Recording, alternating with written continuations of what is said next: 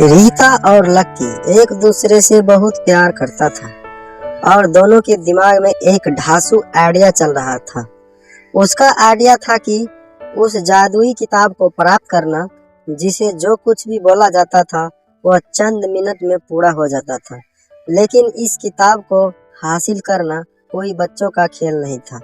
इस जादुई किताब को पाने के लिए बहुत सारे मुश्किलों का सामना करना पड़ता था। लोगों का मानना था कि इस किताब को पाना मौत को दावत देने के बराबर था। रीता बहुत साहसी और हिम्मत वाली लड़की थी। उसने वहां जाने का फैसला किया। बहुत देर बाद पहुंचने के बाद उसे जंगल बहुत ही खौफनाक और डरावना सा लग रहा था। जंगल में पहुंचने के बाद रीता ने एक बाबा से सुना था कि जादू किताब के पहुंचने के लिए उन्हें 3 मुश्किलों का सामना करना पड़ेगा। पहली मुश्किल थी एक गहरी नदी पार करना जिसमें जीवन और मौत का फैसला करना पड़ता था। दूसरी मुश्किल थी एक भयानक शेरनी का सामना करना जो रास्ते में आती थी। तीसरी मुश्किल थी एक गुफा में छुपी हुई रहस्यमयी राह को समझना जो बहुत ही कठिन था। रीता और लक्की ने मिलकर पहली मुश्किल को पार किया। नदी के दूसरे किनारे पहुंचते ही उन्हें एक डरावना शेरनी दिखाई दी। लक्की ने हिम्मत से शेरनी के सामने खड़ा होकर रीता को पार करने को कहा। हैरान की बात है, शेरनी ने उन्हें छोड़ दिया और वे आगे बढ़े।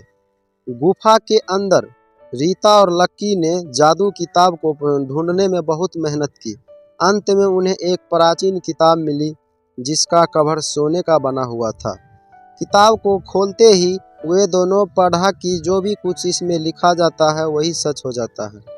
इसका इस्तेमाल करते हुए रीता ने सोचा कि वह दुनिया का सबसे अमीर शख्स बनेगी और लक्की ने सोचा वह दुनिया का सबसे मशहूर संगीतकार बनेगा। लेकिन जब वे अपने ख्यालात को किताब में लिखने लगे तो उन्हें पता चला कि हर पल कल्पना का असलियत में असर होता है।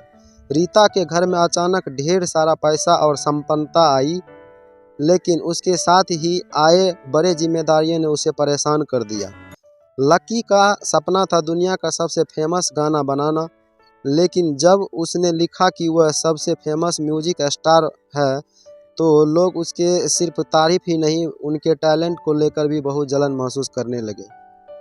क्या जादुई किताब ने दोनों को समझाया कि हर सपना पूरा करना आसान नहीं होता और हर इच्छा का असर समझने में ज़रूरी होती है। रीता और लक्की ने इस जादुई किताब को दुनिया से दूर फेंक दिया और वापस अपना घर लौट आए। इस सफ़र ने उन्हें यह सिखाया कि असल खुशी उन पलों में है जब हम अपने किरदार को निभाते हैं और जादुई किताब जैसी चमत्कारी चीज़ें हमें सच्ची खुशी नहीं देती। वे दोनों दोस्त समझ गए कि जिंदगी के हर मोड़ पे हमें सुख को पहचानने की जरूरत है और अपने इरादों को समझने की जरूरत होती है। और इस सफर ने रीता और लक्की के एक दूसरे के साथ और गहरी से जोड़ दिया।